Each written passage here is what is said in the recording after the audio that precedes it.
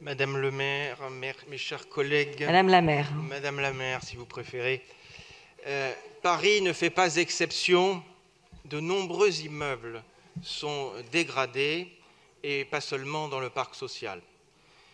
Nous nous souvenons tous du drame effroyable survenu à Marseille en novembre 2018.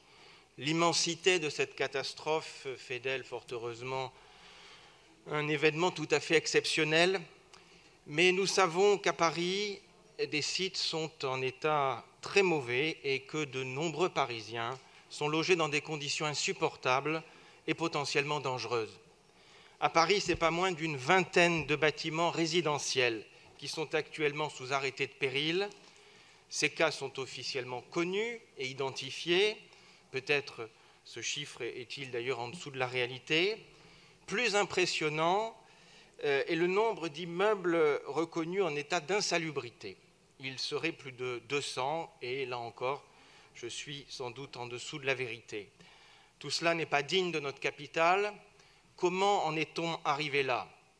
Loin de moi l'idée d'accuser les propriétaires de ces immeubles. La plupart d'entre eux font face à des difficultés financières telles qu'ils n'ont pas les moyens de réhabiliter leurs immeubles dans lesquels, d'ailleurs, nombre d'entre eux vivent. Ils voient ainsi se délabrer leur patrimoine. Nous savons par ailleurs que les locataires ne paient plus leur loyer lorsqu'ils habitent dans un immeuble frappé d'arrêté de péril, c'est bien logique, et cela évidemment aggrave la situation, la rendant tout simplement impossible.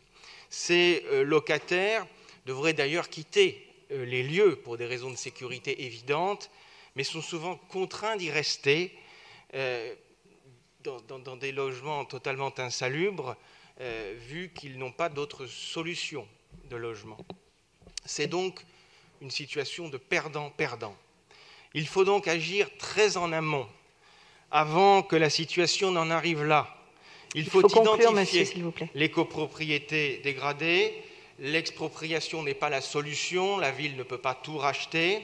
Nous demandons un inventaire complet arrondissement par arrondissement, nous demandons un point sur les procédures en cours et qu'un renforcement des dispositifs de soutien financier aux copropriétés dégradées soit effectué. Merci.